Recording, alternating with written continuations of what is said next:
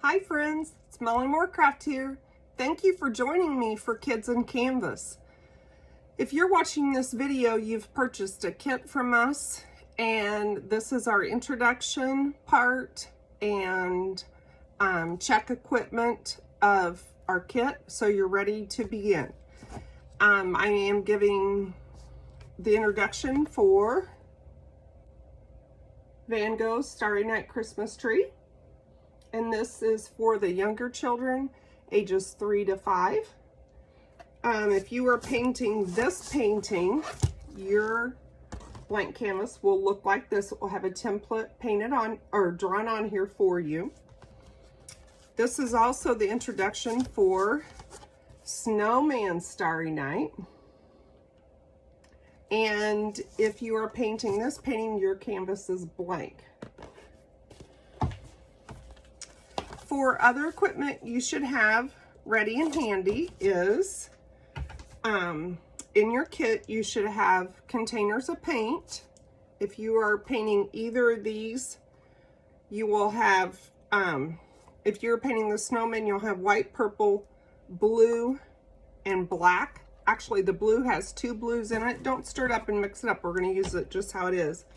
And if you are painting the Christmas tree one, you should have blue, white, green, and purple. So you don't have the black. So each kit has 4 paints. What I'd like you to do first is write your name on the back of your canvas board.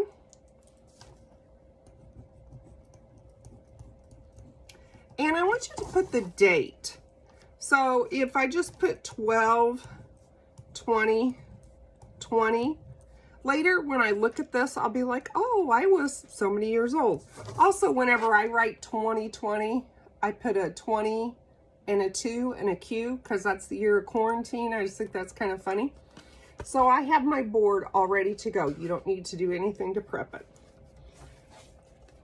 The other things you should have in your kit is a treat bag of some sort. When you open that bag, you'll find a fruit-flavored candy cane and an icicle ornament and your brush. I just put the brush in there so it wouldn't get lost. Also, the brush you can keep and use time after time. So you just need to make sure that you wash it out good and it can be used again and again. We'll set our treats and our ornament aside. The other thing you have in your kit is a napkin to wipe our brush off on the water. Some people hold it in their hand and do this. Other people lay it flat on the table and wipe it like that, so it's your preference. Whichever hand you write with is the side you want your paints on, so you have them handy. The other thing you need for this kit is some water. You can tell this one I've used a lot. It's pretty gross. 1/2 to 3/4 full is what you need it.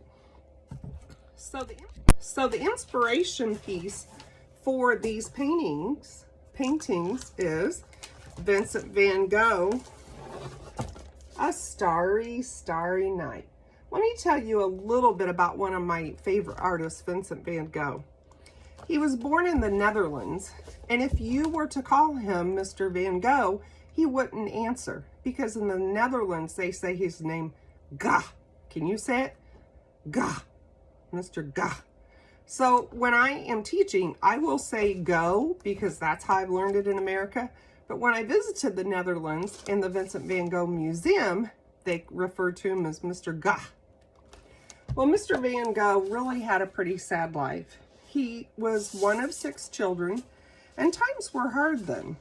It was tough to feed a family with 6 kids. So when he was about 14 or 15, he had to quit school to go to work to help support his family. So the money he earned, he gave to his parents. And he did that for about 2 years, and then he decided he was going to venture off on his own. Well, when he quit school to go to work, he went to work for his uncle who had an art gallery. This is where his great love of art came about. He worked at framing paintings, stretching canvases, talking with artists. Even though it was a time when people didn't have a lot of money, the wealthy people did like to spend their money on art. Here's a picture that's a kind of a drawing of what Vincent van Gogh would look like. And the other thing that is very, very well known about Vincent van Gogh is he loved sunflowers. And he would often paint a subject more than once. So it's not like he just painted one sunflower painting and he was done. He would paint it again, again, and again. In fact, this quote kind of addresses that. It is a kind of painting that changes in character and takes on new richness the longer you look at it. And I think that would be a pretty good summary of his Starry Night.